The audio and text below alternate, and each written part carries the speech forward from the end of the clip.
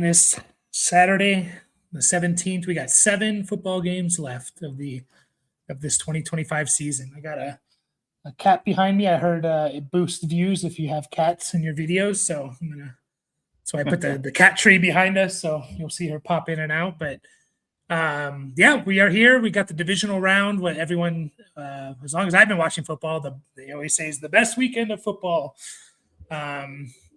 Which is generally true. Normally, you get the best 8 teams here, and I would say that's probably true this year. I mean, in terms of the playoff teams that lost last week, I think the better teams won in basically those games. I don't know. There's a couple it was hard to pick games: Bears, Packers, Eagles, 49ers, and stuff. But should be a fun weekend of games, and we'll get to our predictions later. Maybe I was actually thinking maybe we can go in on we try and do a touchdown for each team parlay or something. Throw $5 on it each or something if you're down. But so 8 guys. Yeah, to try and pick each team who we think is going to score a touchdown for each team. Because 8, if you get 8 right, that's a pretty good payout, right? Even if you pick the obvious. I don't even know if it'll let you go that high, honestly. Oh, really? I think, sleeper anyways, it maxes out at 1,000x or something like that. That'll be okay. That'll be really high. Yeah. Just because it compounds, But they do have the protected picks. I did. I put one in actually already. It's funny. I guess we're thinking along the same lines. But I put one in for. I kind of doubled up on a couple of teams. I put Tongus and McCaffrey in, and Kyron and Devontae Adams for touchdowns. Yeah, for touchdowns. But this is one where you don't have to hit all. Oh, and I have DJ Moore also. So there's kind of some of the things already. I'm trying to see how I can see. I don't know. I think it still pays out at 3 of 5. You get some of your money back, or actually, maybe you get a little bit more. I don't remember exactly. You might make a little less, but you get most of it back. And 4 out of 5 pays decently, and 5 out of 5 is 25x basically. So plus 2,500. Yeah. Mr. Brand here, and Brand is Brando, right? You're Brando in our home leagues, right? Again, terrible at remembering all the different names on all the different platforms, but I think it's you. I go Seahawks, and Seahawks. There's only 2 teams that I really don't want to win the Super Bowl. It's the Patriots and the Broncos. Those are the 2 teams. Anyone else can win. Anyone else can win those or win the Super Bowl.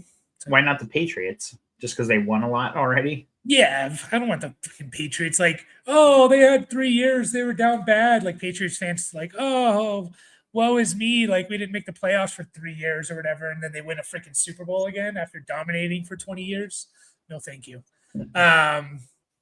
So, I mean, all these teams, the only teams that haven't won a Super Bowl that are in the playoffs are the Bills and the Texans. I'm hoping for the Bills. I want to see the Bills win, but I don't really care if anyone outside of those 2 teams I mentioned. So appreciate you, Kevin. We had some good response to those Dynasty videos. Sharp anytime touchdown. Yeah, I was kind of thinking for each team who I would choose. I think we'll talk about that in a bit, but I don't mind that one for sure.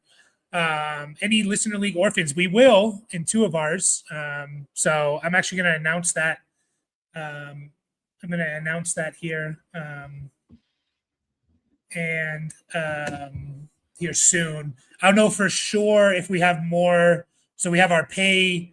You have to pay for 2027 by the new league year, which will be March 11th or whatever. And if people don't pay by then we'll have some more orphan teams potentially. But I think we're going to be pretty good for the most part. So selfishly, don't want the Rams to win, so Stafford comes back. Yeah, true, very true. Stafford probably. I mean, I would assume he retires. I don't know.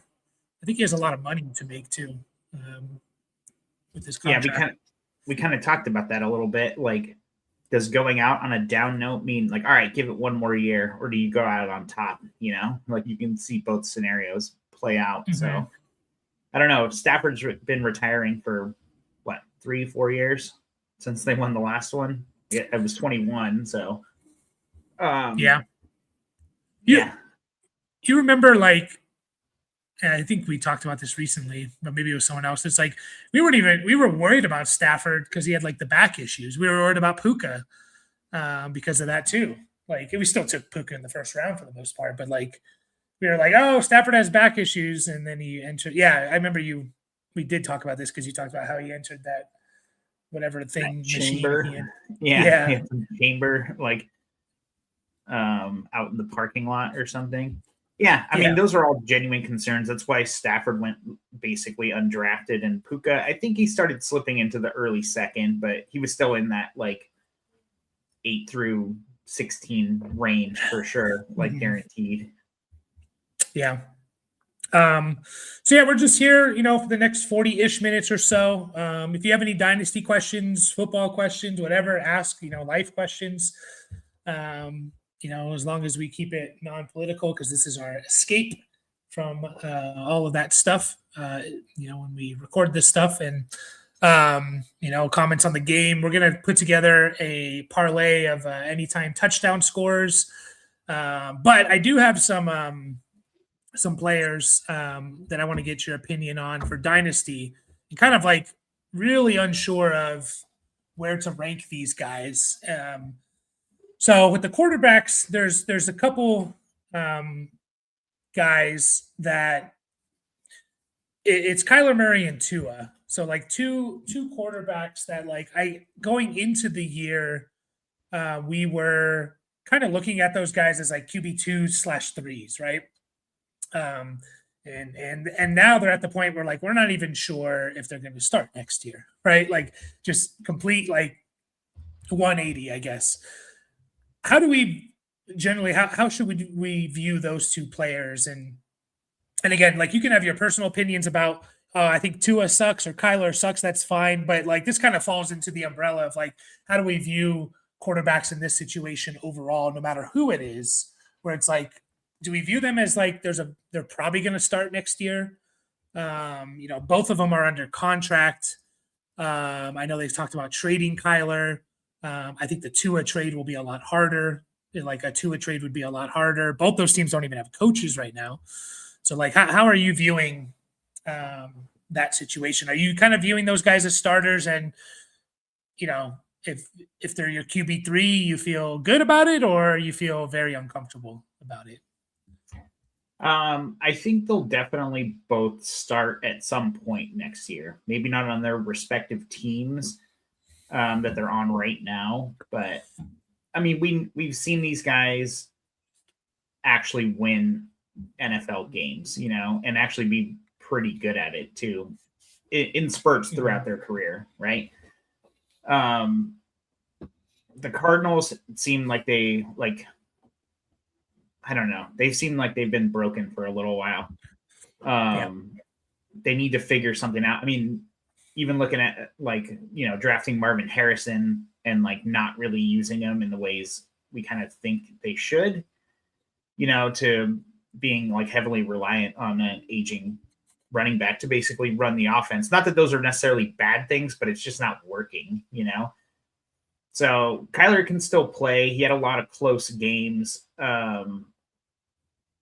in the season. Well, sorry, I got to figure out where the Brissett line is. But I mean, I know he only started 6 games or 8 games, maybe, Kyler, something like that. Anyways, I'm just kind of looking early in the season, and yeah, I think he has a good chance to still start. Tua, similarly, their offenses just look different each year for the last couple of years, right? Last 3 now. Mm-hmm. I don't think it's necessarily a Tua problem. I don't think he's like the guy to really take them to that next level. But, we've talked a lot about like these quarterbacks, the quarterback need in the NFL coming up for this year, and with a relatively light draft class. So, yeah, I think they both start. I'd say at least half a season somewhere. Maybe not to start the season, but I mean, how do you not get a vet like him, like either one of them, honestly, if you're rolling into the season with, an unproven McCarthy or, question mark at the Jets kind of a thing. Mm-hmm. Yeah, I give it, actually, it's more likely that they start the year than and then like finish the season. So it's just really, really tight. I mean, just looking at the QB pool of free agents, it's not terrible. Like, it's actually decent. I mean, you got Daniel Jones, Aaron Rodgers if he comes back, Russell Wilson, and I know it sounds funny, but like the QB crop in this, Dante Moore went back to school. What do we count, like 8 teams or so that could use a quarterback a month ago or so, like 8 or 9 teams, or it's like, yeah, can probably use a quarterback. I mean, let's just do it right now. I'll just pull up, all the NFL teams here. Cardinals, potentially. Jets. Ravens, no. Falcons, no. Bills, no. Panthers, no. Bengals, no. Bears, no. Browns, 2. Cowboys, no. Broncos, Lions, Texans, Packers, Colts, 3. Rams, Jags, Vikings. You can make an argument they are going to bring someone in. That's 4. Chiefs, Saints, Raiders, 5. We're probably going to draft Mendoza, but, maybe he goes back to school. Dolphins, 6. Jets, 7, you mentioned. Steelers, 8. So you got 8 teams there. And there's maybe 2 first-round picks at the quarterback position. Like 1 for sure if he comes out of Mendoza, and then maybe Ty Simpson. That could change. But so free agents, you got Daniel Jones, Aaron Rodgers, Russell Wilson, Marcus Mariota, Zach Wilson, Tyrod Taylor, Flacco, Pickett. Like, it's not a terrible crop of guys, right? Like guys that you could see being at least competition for some of these players, right? Yeah, for sure. So, and they're going to be too. Malik Willis. Yeah, I mean those top, or 2 out of those top 3 guys are the ones I'd be the most interested in, or not interested, but like, sorry, you said Aaron Rodgers. If he comes back, and there was 2 other guys you mentioned. I think one was Daniel Jones. Daniel Jones, I'd say right. Daniel Jones, Rodgers, Russ, Mariota are intriguing. Zach Wilson, Tyrod Taylor, Flacco, like all those guys are intriguing. I mean, Malik Willis is intriguing to me. Yeah, definitely in Dynasty for sure. Like these guys need to be. I mean, they're already rostered, right? Yeah, but I don't know how well, like I don't have a whole lot of faith in anyone outside of basically Russ, Aaron Rodgers if he comes back, and then holding out hope for Daniel Jones, like coming off the injury. But I mean, like Tyrod Taylor and Marcus Mariota and stuff, like they're a fine like little backup quarterback, like maybe even like a small bridge for like a rookie, like a short bridge. But overall, I'm kind of just like, I mean, those guys aren't the answers, right? Yeah, maybe. I mean, it wouldn't shock me depending on the team they get to, of like who they, like Mariota when he started this year was not that bad, for fantasy, and stuff like that, because he can run the ball, right? Is a big thing. Like here's his rushing yards and starts: 40 and a touchdown, 20, 28, 22, 49, 55, 43. Like, and Tyrod Taylor as well. Like, I think these guys could actually be, if they're on the right team. That's the big thing. So they really have to be on a team that's kind of built up around them. Tyrod Taylor as well.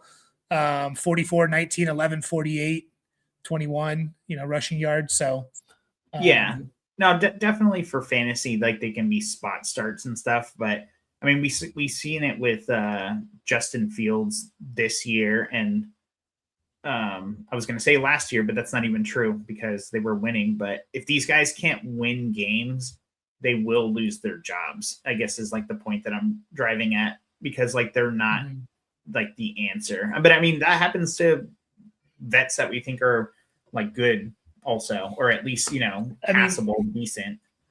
Like they benched. Yeah, go ahead. I was just gonna say that they benched Tua like for a few games, like to just see what they had in Quinn Ewers. Like I mean they benched Fields for Tyrod Taylor, and then God, why can't I never remember his name? Not Brosmer, the guy for the Brady Cook. Yeah, Brady Cook. These guys lose their jobs because they can't win games, even though they're still producing for fantasy, but just their opportunity goes away. I mean, we saw Bryce Young get benched in his second year, right? Like for part of the season with for Andy Dalton, just so they had a chance to win a game. I mean, I remember us saying specifically on this channel, we love Justin Fields because you're like, he's not going to get benched for Tyrod Taylor. We said that. Yeah, exactly. And he did. So, yeah, they're hard to. I think they're decent values though. Like buying low on these guys for sure. If you can, I just think it's going to be hard. You can go ahead and finish. Sorry. Yeah, I mean, it's funny that like Mac Jones is ranked over Tua. Is that right? I don't know. Shedeur Sanders over Tua. I don't know if that's right. I don't think it is. So, sorry, were you going to say something else on that, or should we answer how we feel about I was going to say just like where they are ranked, I think they're pretty obvious buys. They could be another Justin Fields, without the upside. Like Kyler could get there. We've seen him kind of do it, not necessarily to that same ceiling. But when he's allowed to run a little bit and when he's got a number one guy, he can be really good. He can make really impressive throws and everything like that. But yeah, for these guys to be QB 27 for Kyler and QB 30 for Tua, like I think you should explore trying to get them for sure. I mean, I was all in on Justin Fields this last year. Like I think I got him on 3 of my teams or something. One of them I even traded for him. I traded basically the 201 for him in the preseason. That was a steal, Yeah. Might not be so good now. But I mean, he helped me win games to get going. So yeah, absolutely. So how do we feel about BTJ? We're being asked here, and my feelings of BTJ are I need to go and look at I'm trying to think of, and I can't really think of anyone of just like guys who were that good their rookie year to just completely fall off like this. I will say this, and we kind of ignored and overlooked this a little bit. BTJ, a lot of his production came in 6 games. And I feel like we kind of ignored that a little bit. Yeah, I remember bringing that up a lot and people talking about that part. But you go look at weeks 11 to 17, which I guess would be, 7, even the last 4 games of the year. So on the season, he had 87 catches. His last 4 games, he had 33 of them. He had 1,282 yards. Last 4 games, he had 400 of them. 4 touchdowns in those 4 games. He had 10 on the season. So he was a huge percent of his production came in 4 games. And we kind of ignored that a little bit because it was BTJ and he was awesome and he was a first-round pick. I think he's you're saying if I heard those numbers correctly. Sorry, I was looking stuff up while you said it. About a third of his production came in 4 games, essentially. Yeah, so 33 catches. He had 87 on the year. So that's over a third, right? Yeah, that's 40%. 431 yards. He had 1,282 on the season, so roughly that's a third. Yeah, and then 4 touchdowns, and he had 10 on the year, so 40%. Yeah, so I mean, I don't think that's too egregious necessarily, because I mean, 4 games is a quarter of fantasy football, essentially. It's actually a little bit less. So maybe I'm just skewing the numbers in my head a little to like make it sound good. But I mean, he had good games before those. Like he had little spurts for sure. And then he kind of disappeared a little bit just here and there, like all wide receivers do. But I think he garnered a lot of attention with those that last bit, and it was kind of like, well, how good is he going to be, the following year, and it was kind of just like the sky's the limit. And part of that is like, you think about like we did the opposite and we totally missed on Amon-Ra St. Brown, right? Like he did something similar his rookie year. He got really, really hot towards the end, and that's kind of what we should expect from a lot of rookies. I mean, you even see like the 2 and 3 year breakouts, right? So obviously really hard to predict, but I felt like he kind of just reminded me of St. Brown in the way, like we did our Dynasty startup, I think, after the year after. So 22, does that sound right? This was our 4th year. Yeah. 22. So our inaugural Dynasty startup was the year after. It was Amon-Ra St. Brown's 2nd year, and I remember Dad getting him like really at like a pretty good value, obviously like a great value, given like what he's done. I'm actually like pulling him up right here because I can actually see where he drafted him, because I feel like we were all unsure, Yeah, Dad drafted him in the middle of the 8th round back in 2022. Which is crazy to think about, right? Like, so I think there was a little bit of, at least for me, he kind of garnered a little bit of FOMO, as far as like, well, he could be the next big shit, Yeah, I think the biggest difference there, though, is like he was a 3rd round pick, right? Versus BTJ being a top 20 pick. Yeah. So and the Lions were finally getting good too. Yeah, Amon-Ra was a 4th round pick, so that's always going to limit how we view these guys and stuff. And if I remember correctly, like Amon-Ra was, he was really good. Let's see what he was those last few weeks there. And like you said, at least BTJ, it's not like he did nothing. He was very productive. He was doing something all year. It just he went off, those last 4 games. So Amon-Ra, like just looking at it here, it was a monster. 2021 splits. Yeah, I mean, it was BTJ-esque, but not even to the level of what BTJ was, I would say. Right. Very similar, I should say. So I guess how I view him, to answer your question here, Bubba, who's also in one of our listener leagues, I think Apollo, so you're not in that.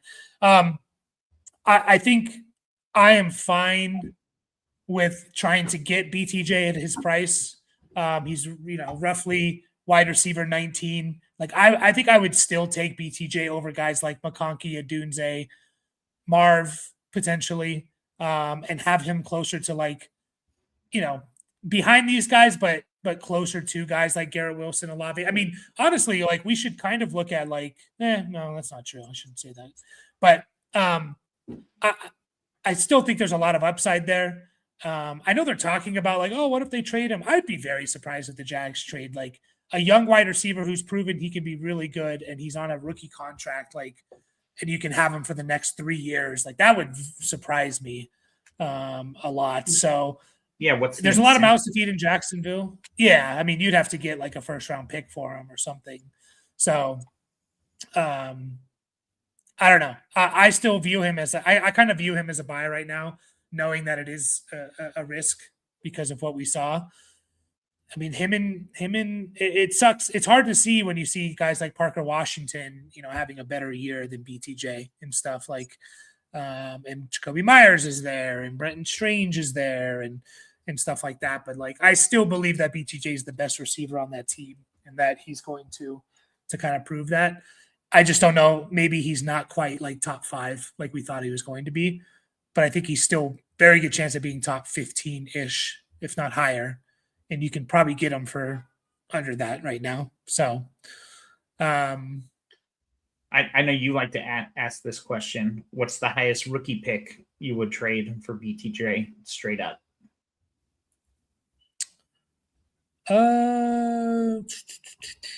Right now, let's see. Let me think here. 1, 2, 3, 4. Right around the 106.7. Okay. Because right now I'm thinking one quarterback, like the top 5 is going to be in whatever order: Jeremiah Love, Fernando Mendoza, Carnell Tate, who a lot of people are mocking as a top 5 or 10 pick, Jordan Tyson, wide receiver, both these guys wide receivers, projecting him as also a top 10 pick. Mekhi Lemon, who's also projected as a first round pick, top 15-ish pick. So those 5 guys I probably would just take over BTJ at this point, depending on where they go and stuff. And then it gets a little iffy. So, yeah, at that point it gets a little iffy on who I would take. Yeah. So right around the 106-ish, that could change as we like get the NFL draft and hype on guys and stuff like that. So Burrito Master could be a contender next season, but need a running back. Have the 108, 112, any 1 or 2 players you target with those picks. So Burrito Master, hopefully you're still here. Yeah, so like I just said, again, I think the top 5 is probably those 5 guys I just listed. So only Jeremiah Love is the running back there who you're not getting at the 108. You have a chance. To me, like, this draft is really gonna it's gonna make or break it on guys like Ty Simpson, quarterback Alabama, if he goes first round.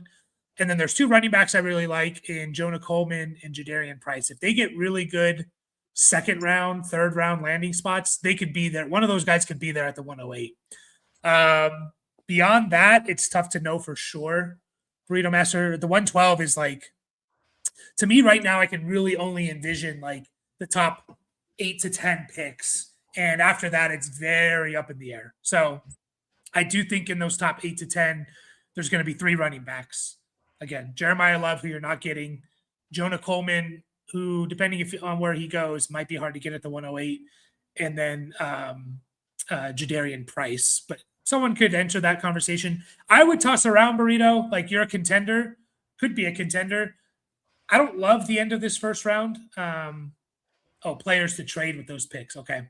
So we'll get to that in a second. But I don't mind packaging those 2 players and trying to get into like the top 5. I know you said you need a running back, so the only running back you're getting is at the 101, in terms of like trading up and stuff. Veteran running backs, I mean, obviously like the studs, Bijan, Gibbs, Achane, Genty, Hampton, like Jonathan Taylor, James Cook, probably Travion. Like, I don't think you're getting these guys. If you can get any of those guys for both those picks, like that's easy for me. Quinshon Judkins. What would you do? Do you think you would trade a couple first for Bucky? Or do you think you're not? So I was actually going to bring him up. And Kyron and ETN. And there was one more I had in my head. But not necessarily for both those picks, but yeah, with Bucky. Oh, Chase Brown was the other one. I think a lot of these guys, well, let's go with Chase Brown and ETN, especially if before we even know where he's going, because his value could go up, but it probably won't too much. But I think those guys are good targets because people kind of want them off their team, and they're kind of more or less getting the re-roll, right? Chase Brown was obviously taken a lot later. ETN would have been quite a bit higher than what those picks are, but that was years ago too. So I think those guys are decent targets. I'd love to get Kyron. You can test the waters to see if you can get him for that 108. But I would definitely do that. But to throw in both, I'd need another little, at least something. Yeah. Yeah. So running backs, I would be comfortable trading the 108 for. Again, obviously the top, basically 10 guys, even McCaffrey, I'd be okay with it if you truly believe you're a contender. It's a little bit risky to do it in April, which you're going to have to, or before. But if you truly believe you're a contender, I don't mind doing it for McCaffrey, Bucky Irving, Brees Hall. I would do it for Chase Brown. Saquon's another one of those. Be sure you're a contender. Then we start getting, Kyron, I would do it for. Josh Jacobs, I would do it for. ETN, probably. Would like to know where he's at, but you're not probably, you might not have that luxury. It's interesting with guys like Scadaboo and Harvey. So, again, if we just kind of think of this draft as Jeremiah Love, Fernando Mendoza, the three receivers I mentioned in Tate, Tyson, and Lemon. And then we're kind of up in the air. We got Kenyon Sadiq, tight end for Oregon, probably going to be in there if it's tight end premium. I don't know if this is super flex, Burrito. I guess we should have asked you that. Is this super flex and or tight end premium? Ty Simpson could be in there, but also both those running backs could technically still be gone by the 108, especially if it's not super flex that I mentioned. So, Scadaboo, Harvey, I probably don't mind it, the 108 for those guys. Okay. Sorry. I was going to ask you to clarify this. When you started getting into the Saquon, Chase Brown, ETN, were you still saying both the picks? Because the guys earlier, you were saying both, right? Bucky, both? No, I probably would be hesitant on doing both. I might do it, but I would probably want another something in return. Right. And that's a dart throw or another pick. That's kind of where I was too when you get down to the ETN, Josh Jacobs. I'm just kind of reading through the list. Yeah, I mean, you might even want another depth running back, maybe even a higher end depth with a less clear. I don't know. I'm thinking what about would you trade for Brees Hall right now for both of those picks? I would consider it. Again, I'd probably want something else in return, but man, the 112, it could be good. I was just looking at a mock draft before this, and if the mock draft went the way that the NFL draft went the way that mock draft was going to go, then probably not, because that mock draft was really nice. I think I would still want a little bit more in return. I think once you get past Judkins on the Keep Trade Cut rankings, and even Judkins, I'm slightly hesitant about just because of his injury and missing time and stuff. For sure, the top 8 guys, which is Bijan Gibbs, HN, Genty, Hampton, Henderson, JT, Cook. I would trade both those picks easily for those players. Judkins, I probably would. McCaffrey, unless I was knew I was going to be a contender, I would probably avoid it. So after those guys, I'd probably I need a little bit more, I think. Now the 108, I think I go as far down as ETN for the 108 and being okay with it. I am a little bit hesitant on that, but I would be okay with that.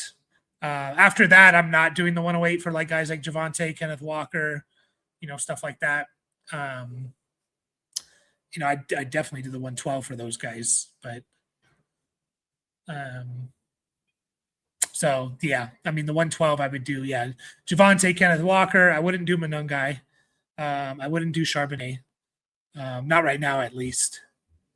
Henry, I would. Yeah, there's only a couple guys there I'd probably do just the 112 straight up for. I would really try to package those and get a stud, though, one of those studs. What do you think Ramondre's value is if he keeps doing what he's been doing these last few weeks? I mean, not a first round pick. And the only reason I say that is because people are always going to have, Travion Henderson's always going to make people not like Ramondre. People are always going to like Travion. You could always, it's always, we want to see Travion be the guy, but Ramondre Stevenson is going to, if he's healthy, probably do what he did last year, which was RB22, in points per game, if I remember correctly, in PPR. So I view him as like a low end RB2 with not a lot of upside with Travion there. But I got to factor in how do people view him as well. So I think like I'm fine with like a second. I wouldn't do a first. Yeah, I think that's kind The of where 201. No, I'm just kidding. No, yeah, I didn't mean to go after him necessarily with one of those picks specifically, but yeah, he's one of those guys who's like he's RB 37 right now. I'm trying to remember what did he do last week? Like I know the week before he was really good. I felt like last week he was still a big part of the offense. sorry, it disappeared. It was okay. I don't think Patriots didn't play well offensively last week. My internet's being super slow right now, so yeah, why is mine so bad too? You're infecting me. Oh, I'm not plugged in. I didn't even realize it. 10 for 53, 10 carries, 53 yards, 3 for 75. 3 catches for 75 yards. So, yeah, again, like you're not trading one of those picks for him, but he might be a good guy to kind of like target that's pretty low ranked as far as like not necessarily just the throw in piece, because I think he's worth more than that. But, you know, if you can get like a Kyron and a Ramondre for both of those, you know, or Devin even Neal's in that group. Yeah. Yeah, there's a lot of guys down there. And obviously handcuffs, but yeah. I'm gonna repost Marv sent. I kind of realized this. I was like, why did he skip Marv's first question? It was sent before you were actually on the stream. But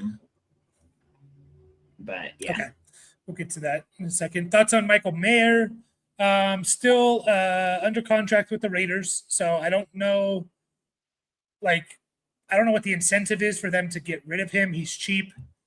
He's a good tight end. He can block. He can catch. Like, I don't mind like what you're doing here, trying to get guys like that. Like, you know, trying to get these guys in as throw-ins or buying low on them and stuff.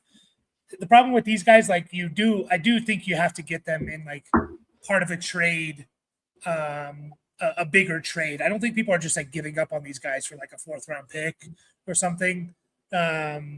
So yeah, I like the idea of trying to get him. I don't know what Mayer is going to do this year. I mean, he kind of has to be on another team, in my opinion, to do something this year, or Brock Bowers gets hurt. But maybe you're holding out hope he gets traded, or you know, you wait for 27 or something. So I think he's a good player. I mean, go back to that draft class.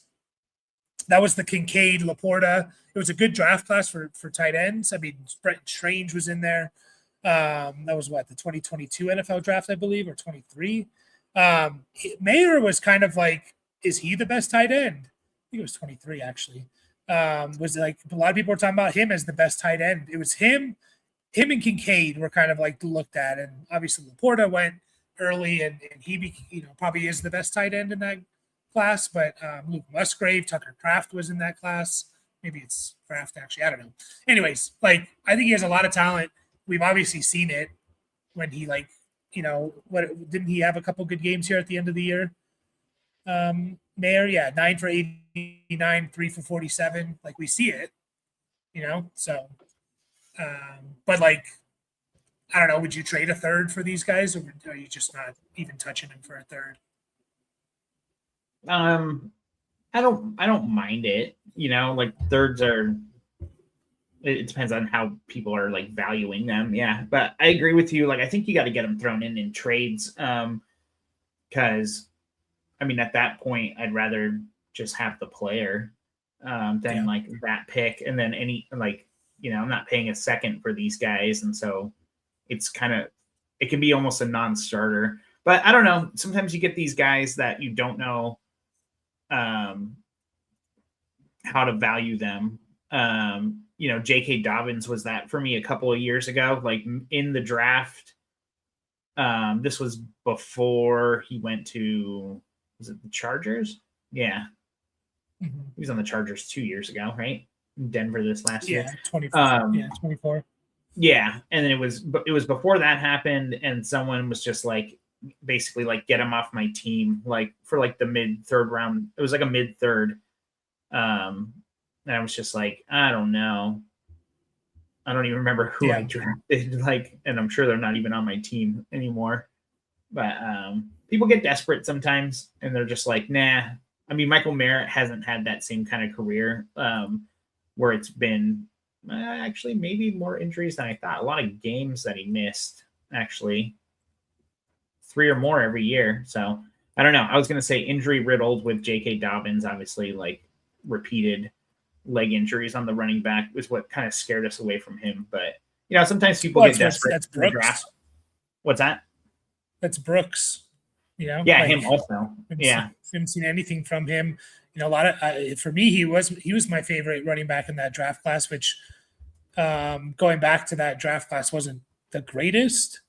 Was that the 24 class? Wasn't the greatest class. We got Bucky out of it. Let's see, who did we get? The top 2 were Benson and Brooks, and they were kind of busts. We got Corum, Lloyd, Jalen Wright, Marshawn Lloyd, Jalen Wright, Bucky Irving, Will Shipley, Ray Davis, Garendo, Tyrone Tracy. Like the best running back, obviously, is Bucky, and then either Corum or Tracy or something. So a lot of people liked him. He was the first running back taken. I just don't know what his knee looks like is the issue. So I don't mind trading a third for Brooks. I would do a third for Brooks over a third for Mayer, just because like there's a chance. They talked about he's going to be ready for, the OTAs and stuff, and So I don't mind a third for Brooks, but try to get him as a throw-in to trades lately. I agree with that for sure. Tua Eakers Vikings. Yeah, I mean those systems, 49ers, Vikings, those type of systems like don't require the best arm talent. They just require like pre and post snap, recognition and reading the defense. So like they don't require big arm strength and stuff like that. Listener League hype. Yeah, we're going to get a couple more. Probably after the Super Bowl, I'm going to try and start putting that together. So sounds like we got a decent amount of intrigue there. So we're going to have to do that. I guess the question is what teams need quarterbacks and cannot draft them. Yeah, and that could be like basically majority of the teams. I mean, we counted 8, and Raiders are going to get one most likely. But that might be it. It depends on what Ty Simpson is. I do want to talk about Michael Wilson. We'll get into that in just a second. Could gamble with someone like Charbonnet at the 112. Yeah, I agree. And you kind of have to do that now. Like, I think that's roughly what you have to pay for him now, because you're going to have to pay more if Kenneth Walker's gone. And I think Charbonnet owners would be comfortable giving him up for the 112 right now. So I agree there, Ricky. I mean, you could do that for sure. I'd feel a little bit scared to do it, but you could. How long do you intend for a Dynasty League to be? Getting back to like that running back thing real quick. Do you think you should be targeting? I'm still thinking about this, obviously. Guys like Rico Dowdle, Tyler Algier, not with one of those picks specifically, but like, these guys could be a good throw in because we don't know what their situations are. We had Javonte Williams way higher on the list, right? Than guys like that. Yeah. I don't know. Sorry, I need to right. I mean, Pollard to me is in that group. Pollard once again had 1,200 total yards this year, rushed for 1,000 yards, and it was kind of quiet there, but should be on a better offense. Almost 1,300 total. Go look at Tony Pollard. We loved him in 22, right? And we were super excited for him. He hasn't really changed in terms of his output the last 3 years. It's just the touchdowns aren't there, right? His 2022 season, he had 1,378 total yards, 39 catches. 2023, 1,316 total yards, 55 catches. 2024, 1,317 total yards, 41 catches. Last year, 1,288, 33 catches. They're all within 100 yards of each other. They're all relative, average out. His catches are right around 40-ish or something. It's just he didn't have 12 touchdowns. Could be on a good team next year. Could Pollard be good? I don't know. He's another one. We'll talk about him more though. In the off season, it is the off season. Well, kind of. It's not technically, but how long should you intend for a dynasty league to be? Orphan teams with no QB this year, and the 103 look to be struggling. Ty Simpson may be a desperate play in Superflex. Yeah, for Ty Simpson to go at the 103, he's going to have to be like a top 5 pick, in my opinion. Like the Jets are going to have to take him, or the Cardinals, or the Browns, 6th overall. Like, I don't think you can, even if he goes to the, I see him mocked to the Steelers a lot at 21. Even if he goes there, I think he's not going to, I think the 103 would be, I mean, you should be looking to trade back. So, and maybe get him at the 106. Get some pieces the Steelers there. At 21. Is this Kenny Pickett all over again? Yeah, right. But you should intend for dynasty leagues to theoretically go forever, right? Like when you start them, like that's how I play anyways. It's like, this is not going to end in 2 years or something. So yeah, for sure. And one way to safeguard that is like what we do. Marv, you know this. Well, wait, which league is Marv in? Well, I guess it doesn't matter. He was in our redraft league. Oh, was it only redraft? Yeah. Okay. Yeah, so it does matter then. So one way to kind of circumvent that, Marv, is make everyone pay 2 years up front, whether or not they're trading picks. Just so you basically have a 1 year buffer. It's almost like a deposit on the league, right? And then, like Mike mentioned at the top of the show, make people like, we're going to be paying for our 27 year, even if we haven't traded anything yet. There's some people who already have, because they have traded stuff from 27. So we always try and stay a year ahead. So 2 years up front. So basically the team's covered for an extra year, regardless of any pick trading. And that makes it a lot easier pill to swallow for people who have like terrible teams like you're suggesting here, with no quarterbacks and not a whole lot coming in. There's always moves to be made for sure, but I mean, you can always just kind of push everything to 27. If you have an orphan team, you should be set up in the way that the player that's taking over that orphan team does not need to pay for the coming season. That's how I view it. That's the way to run a dynasty league. You don't want to give someone an orphan team like, oh, but you got to pay for this year. It's like, well, I'm just going to go do a startup then. I'll use that money. So they have to get it at least a year free, maybe more. Every time someone trades a pick from, we have our boy Sniper in Poseidon he's paid through 2028. If he, for whatever reason, didn't want to play anymore, well, someone's getting a team with 3 years free, like they don't have to pay in for 3 years. So that's the only way to do it, unless you play with like really close friends and family, So, what do you think of Emmett Johnson as the number 2 running back? I would be a little bit nervous of having him as the number 2 guy. I don't love some of his like underlying stuff. I do love that he can catch his passes. I think he led Nebraska in catches. Nebraska is not a big, passing team, but he led them in catches and was like 4th in yards and touchdowns just receiving. I don't love some of his underlying numbers. His breakaway percentage, his forced missed tackle rate and stuff. I kind of have him as like, he could be like, I really like Coleman and Price, Jadarian Price. And then like Emmett Johnson's like in that group of guys is probably the next up. So, mirrors Bucky and Kyron. Yeah, I liked Bucky a lot more as of right now than Emmett Johnson. Kyron, I can't say I was like super high on him when I was watching him. I don't know if I was like full on scouting him, but like watching him, and I can't say I was that high on him. But Bucky, I was like, I remember Dad saying like Bucky was his number 1 in that draft class. Like that's how strong he felt, and that's what it's turned out to be, and we were both very high on him. So yeah, we're going to be breaking down these guys where, making videos about them in specific. So be on the lookout for those. Pollard's an easy get. And he did suck all year to the last 4 weeks. I guess I don't necessarily blame it all on Pollard because like he's just been on bad teams the last 2 years since going to Tennessee. So I agree with you, Ricky. Like he wasn't that good until the fantasy playoffs, really, where he was awesome. And I don't know how many people were actually starting him at that point. But like I don't necessarily blame that on him. I think he could still be quite good if Tennessee turns things around here. Could Deshaun Watson be relevant? I guess. I've still got him in a few spots, that's for sure. Yeah, especially if we were able to stash him on IR. Yeah, like you might have to drop him to make room. He could, though, obviously. Like he's still gonna be getting paid. I mean, the optics are just terrible. Like there's just a sliver of hope.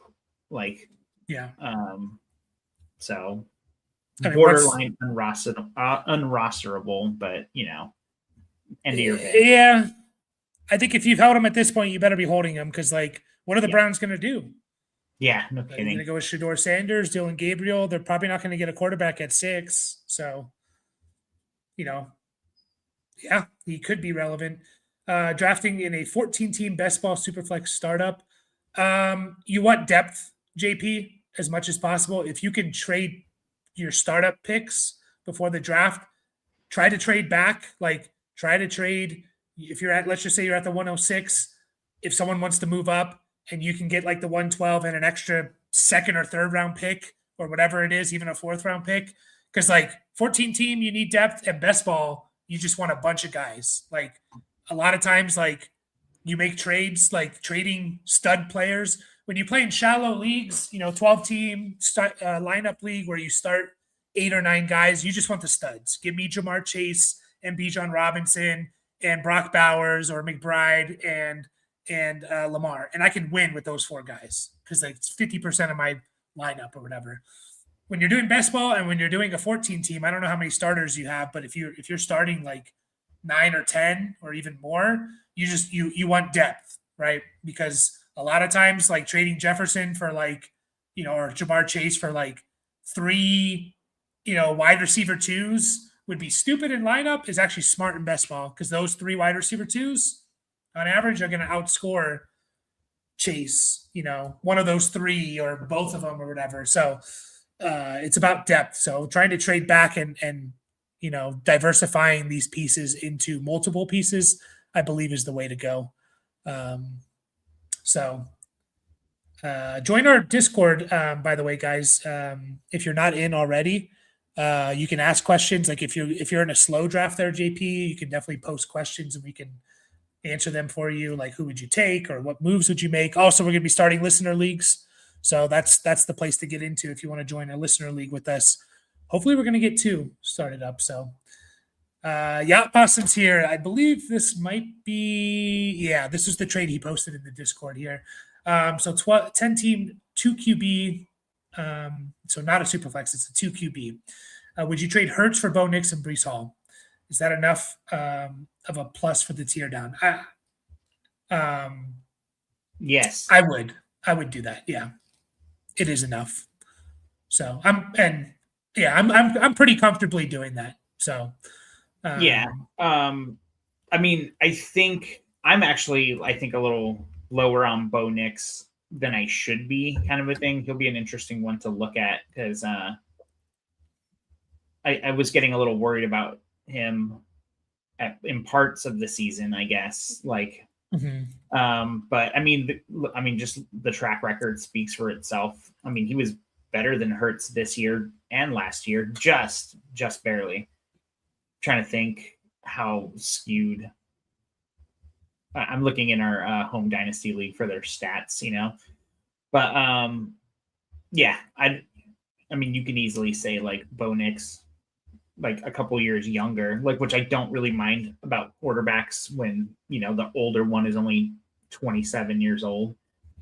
But you can definitely make the case, like you'd rather have Bo Nix. I mean, it's definitely Hurts straight up for me, but getting Brees Hall as the sweetener, like that's pretty fucking sweet.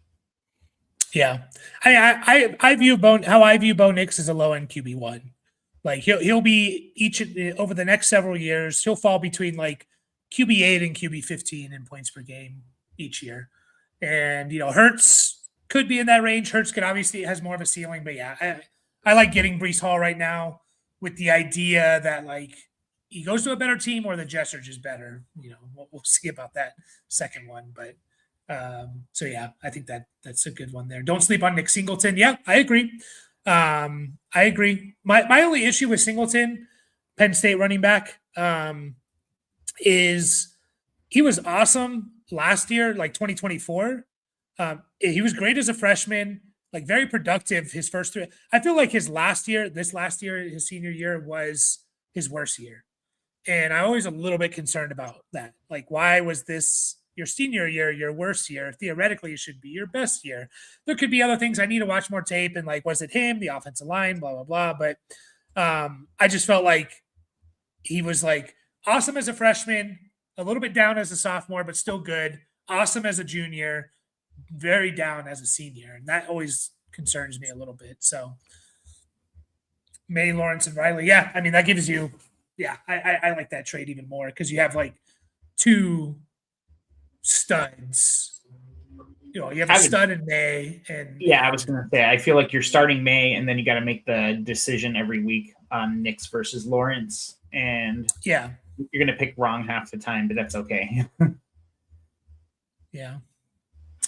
But yeah, Michael Wilson was another one. I don't know how to rank really. He's up there as wide receiver 30.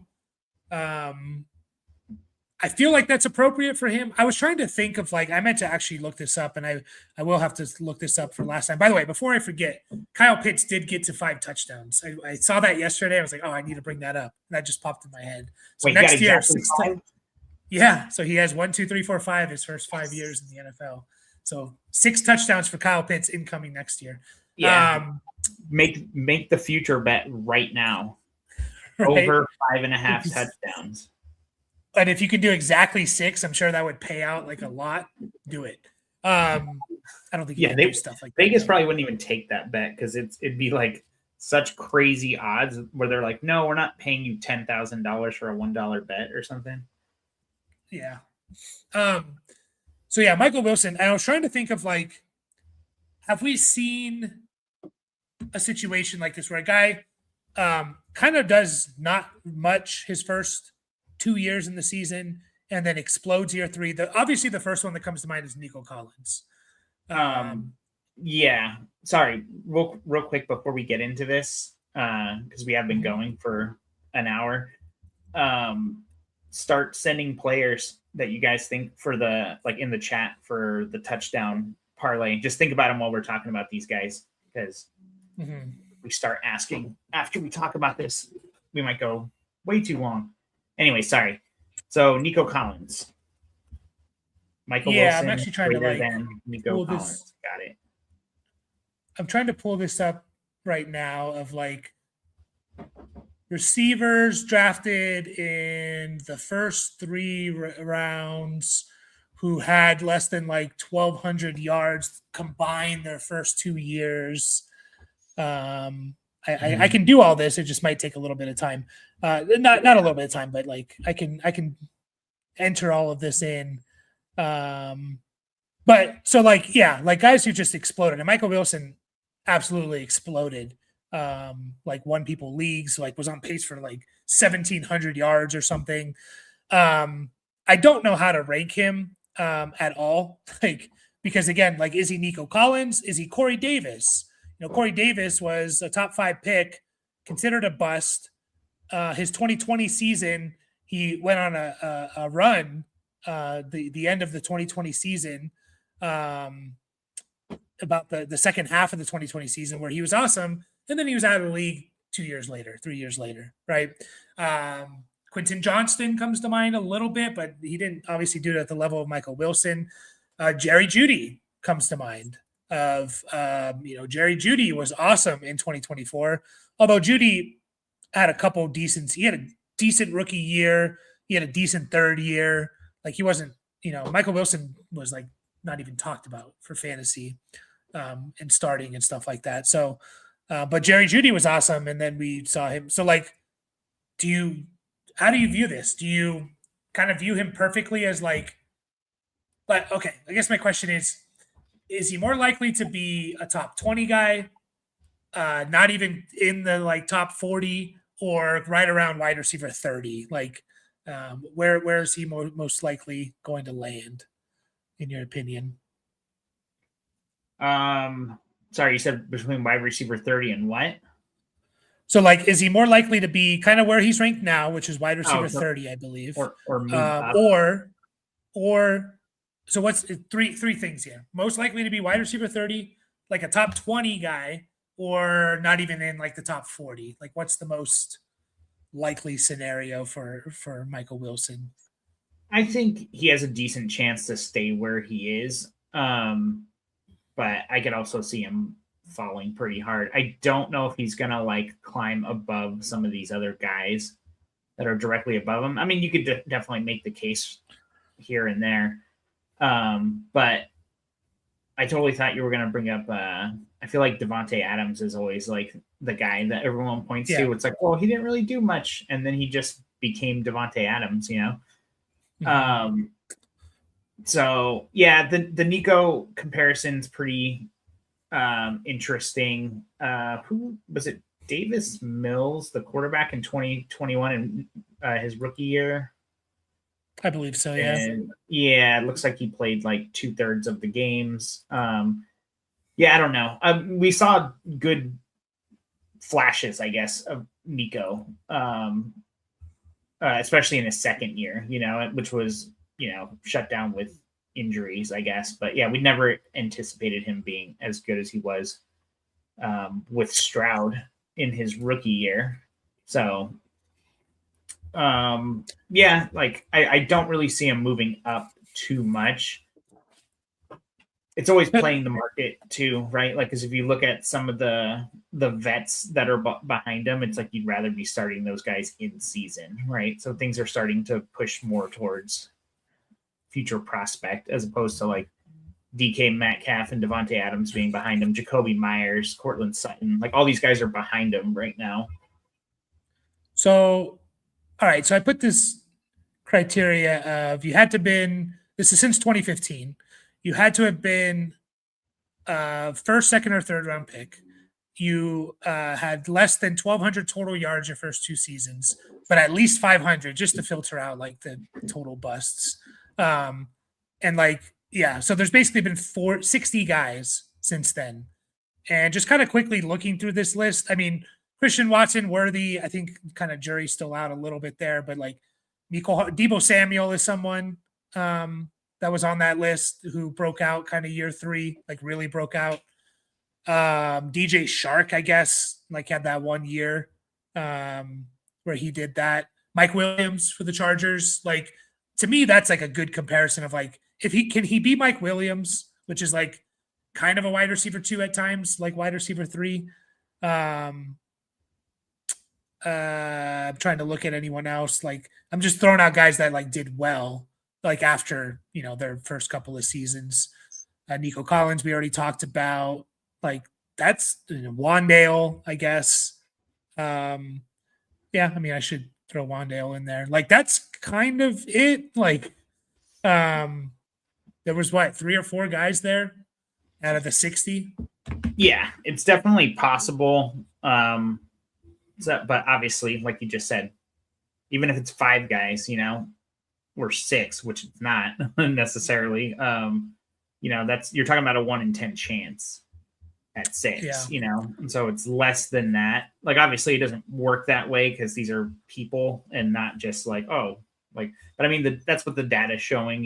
Like I've got Michael Wilson on a couple of teams just because deep benches or I was like, well, I don't like the guys that I could get him off or get for him off the waiver wire. So I drafted a decent amount of him in our home dynasty league. I actually dropped him this year before he did anything because just didn't have the bench space. That's a little bit more shallow. But yeah, like I have one team where I have Marv, Trey McBride, and Michael Wilson, and now I'm like, well, I definitely need to trade one of these guys. Well, one of the receivers, anyways. Yeah, it also makes it hard because we don't know who the coach or the quarterback's going to be either. So, right, yeah, I don't mind taking a shot on him in some leagues, but as like better than wide receiver 30. But I do think it's pretty risky there. Yeah, so. It was a huge jump, right? Like he basically doubled all his numbers. He didn't quite double his catches. I mean, his targets went up by what is that? Like 80% or something, 75%. Like he went from 71 targets in 24. So it was 58, 71, and 126. Right. So obviously, like 126 isn't a crazy amount. Like it's not, what we see from like the number one guys. That's a really healthy amount though. Right. But I think I don't think you view, when we're talking about Michael Wilson though, I think you view him as like what he did the last 7 games, which was 187 target, 119 catches, 1,650 yards, 13 touchdown pace. Like that's how we have to look at Michael Wilson on whether or not you're going to be in on him. Obviously, he's not going to do that. Like that's going to be, I don't think that's what we're saying he's going to be. But like, I think we have to view him in that like scope of like, not a lot of guys could do that production for 8 games even. Like we're not talking about 4 games, we're talking about 8. So, and then, the argument of like, well, you didn't do it when Marvin was there, but also we noted like the couple of times that Marvin, Brissett, and Michael Wilson were all there. It wasn't like Marv was doing well. Like it wasn't Marv keeping it, or was it just like a down game for him? Because Marv never did well in those games, like, and he still got a decent amount of targets, but so. Marv is next year's Michael Wilson. Marv is next year's Michael Wilson. Isn't that what someone said in one of the leagues? Or I don't know. But playoff games. So first of all, who would you touchdown score? I mean, we don't have to necessarily do it all, but like, I have a couple players in mind. Like, who would you pick on the Broncos to score a touchdown? I guess. Harvey. I think I would go Harvey as well. Sorry, why can't I search this shit? Okay. So let's see how many of these we can get in here. Are you not letting me bet on Harvey? Oh, here he is. Let's see. Harvey's touchdown.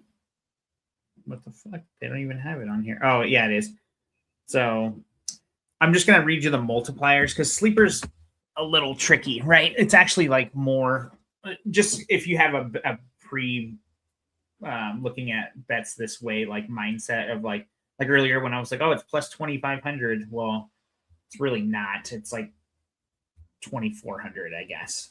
Because they do include your payoff because it's a multiplier. So, for example, Harvey is basically favorited to get a touchdown. He's times 1.65. So that's not plus 165. Yeah, I'm fine with I don't even with the multipliers and stuff. If we are gonna do like an 8-1 parlay, I don't even really care too much what the. No, I know all the odds won't matter. I'm just reading it to you for. Oh, okay. I guess because I don't know when's the last time you made a bet on Sleeper or ever paid attention to that. No, yeah, it's been a while. So Harvey and then Lucy. No, yeah, I know. I was like, is that my daughter? And then I think Cook or Josh Allen himself, right? Like for the touchdown for the Bills. Okay. I mean they got so many injuries at the receiver position. It's crazy. Yeah, I know. But I think I would probably I would go Cook and Harvey. They're going to be game. It's going to be kind of disappointing. Cook is more or less 50-50. Okay. Slightly favorited to have a touchdown. Okay. Yeah. Who do you pick in that game? Oh, man, it's tough. I do to see I want to see the Bills go all the way. I just don't know if they're going to be able to make it, man. Just given they kind of were slipping last week, and it was kind of all just like Josh Allen had to basically shoulder the whole thing, like how he does, like you said, like they have like a couple of injuries. I mean, they have a couple of healthy wide receivers. All right, this better not be my daughter. It feels like it doesn't matter though. Like for Josh Allen, like he could just take over a game. I don't know. I'm going Bills. I want it to happen, and I'm gonna go Bills. I think experience is gonna matter. Having being there and stuff. I obviously could see either way. So yeah. But yeah, Harvey and Cook for the touchdowns. All right, Seahawks 49ers. Who are we going for touchdowns for the Seahawks? Charbonnet? Yeah. Someone said Charbonnet earlier. I was liking that one because I'm sure the odds that'll be a nice multiplier. Also, I don't want to. Sorry, it's trying to make me submit it. Let's see, Sharbs. And I already said my Stanford, my 49er guy that I was picking. It's Jake Tungus. Oh, over McCaffrey. Yeah. I don't know. I think McCaffrey is kind of like the easier one, and I want to spice it up a little bit. Who you got in the game? I mean, man, I just read that Sam Darnold hasn't thrown a ball since he hurt his oblique. I'm going to go for Seahawks, though. I'm going to go Seahawks. I think they're just a little bit more of a complete team. That defense is nasty. As long as Sam Darnold's not, like, really hurt, don't think he needs to do much. And, like, 49ers, like, they've been playing tough physical games as of late. Travel. They lost to Seattle, had to travel to Philadelphia, play the tough game there, traveling back to the West Coast. Like, I'm going to go Seahawks. Yeah. I think it's going to be the Seahawks too, but I think it's a hard game to call. Yeah. So are you doing Tungus and are you actually doing this or are we just talking? I'm down to like do it if it allows us. Okay, cool. Patriots, Texans. Patriots, man, who's going to catch a touchdown or score a touchdown for the Patriots? Ramondre. Yeah, that's fair. I mean, Ramondre, yeah. Yeah, that's fine with me. Texans, I mean, Nico Collins is out. Are we going – oh, man, I don't know. Who's going to score? Jaden Higgins? I kind of sneaky like Jaden Higgins. I mean, he caught like 7 in the season. I was thinking Schultz. I don't mind Schultz, but didn't he like not really catch touchdowns? Jaden Higgins had 6 this year. Should be one of the main targets. Schultz had 3. I don't mind either one of those. I'll let you make the call there. Okay, hold on. I think Higgins will be. I mean, I'm just marks. Yeah, is there? Yeah, he was actually played really well last week. Yeah, I know. He's like one of the few players there. All right. Ooh, Higgins.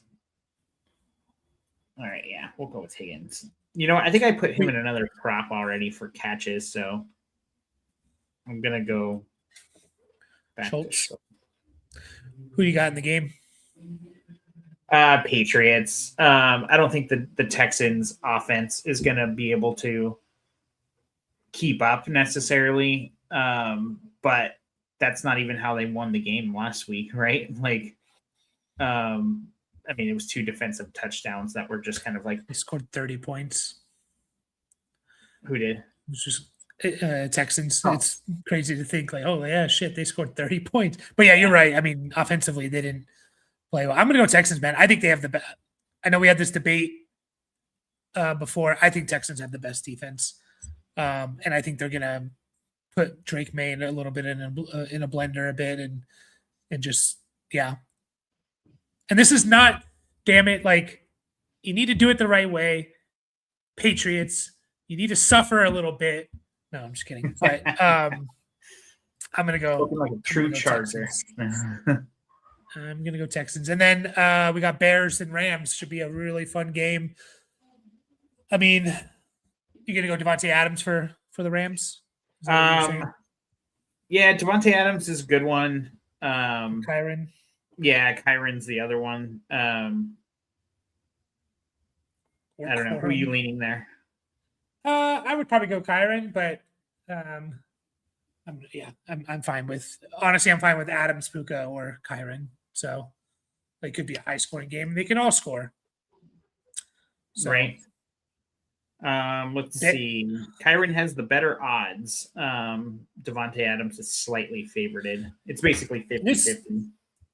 It is supposed to be like really damn cold. I don't know what the wind's going to be like, but it could favor. I mean, these are two of like the best like rushing teams in a while.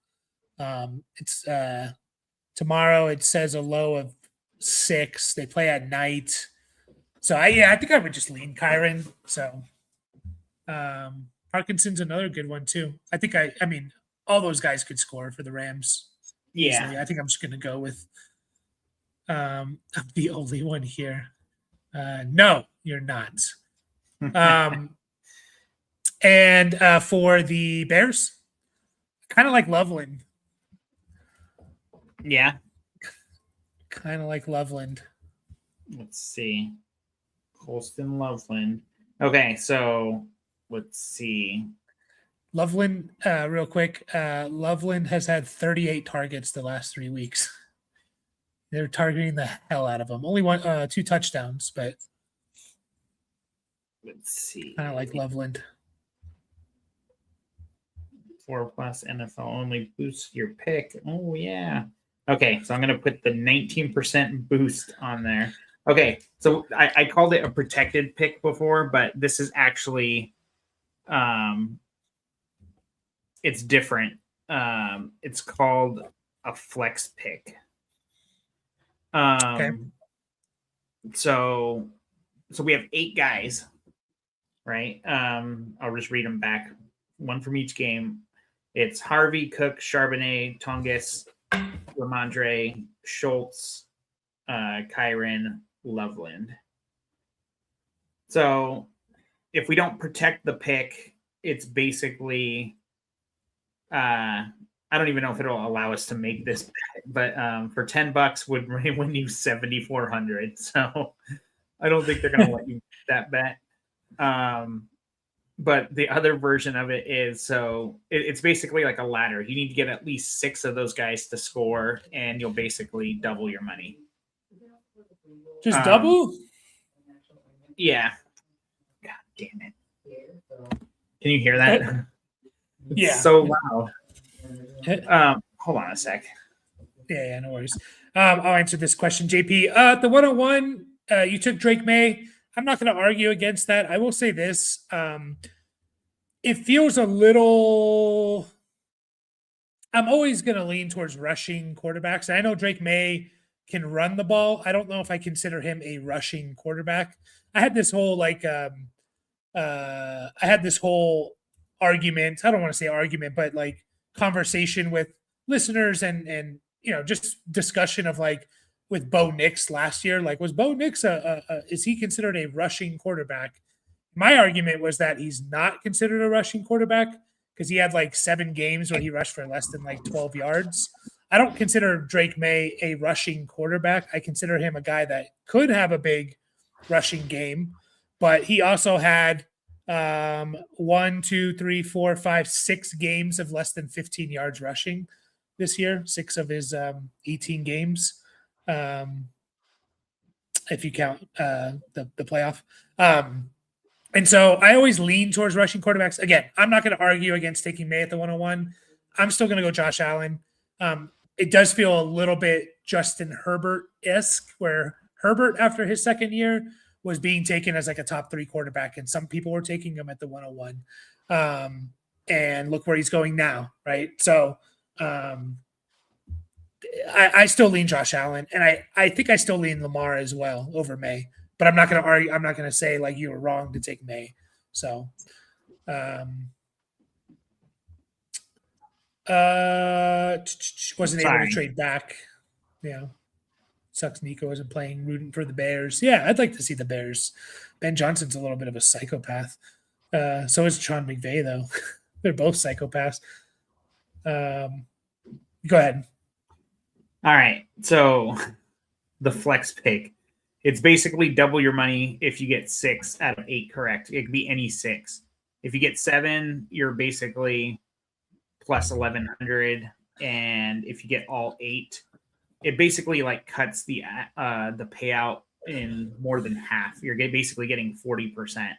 So it's it'll pay $2,500 for a $10 bet. I just don't like wait, so if we get 6 out of 8, we're only getting like 20 if we put 10 on it? Yeah. It's actually like $18 or something like that. It's literally that part bothers me a bit. I mean, I know you're getting like 8 chances to get 6, so that's factored in. And that's what it is, right? Like if you did a 6x parlay or a 6-player parlay, like it would pay closer to that 250. Yeah. But you're only getting, you have to nail everything. Yeah. All right. Is that what you're gonna do then? I don't know. Is that what you want me to do? Yeah, it's fine. I'm fine either way. It's not enough. It's $5 each or $10 each. So let's see if it let me.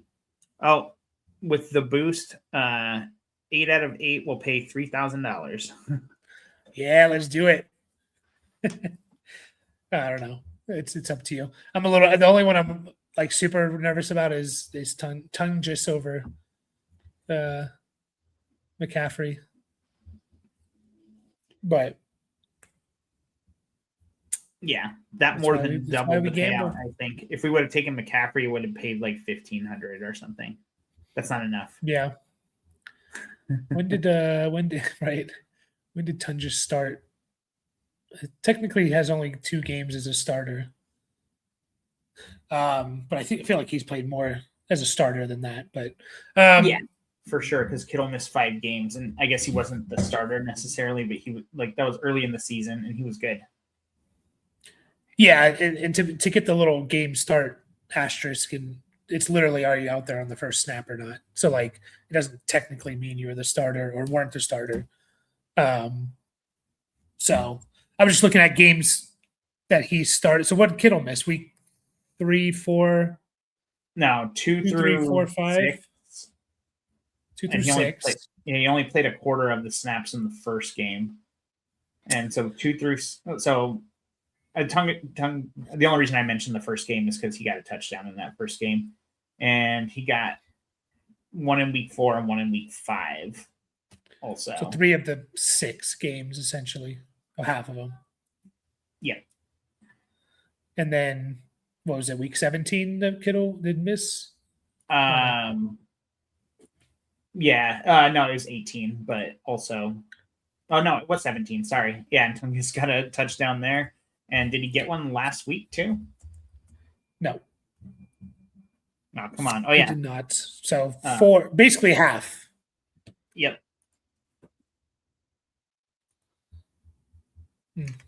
So we'll see. We will see, but we are going to finish up there. We'll be live again Wednesday night. So enjoy the games this weekend. We're going to do a team review for our friend John, the Garlic Bread. So if you want to join us for that, also if you want your team reviewed, like JP, if you want us, to review your team or even help you during the draft, we could do that. There is a cost to it, but we can help you there. Only one room to keep. We'll finish off with this. Which deal / keep?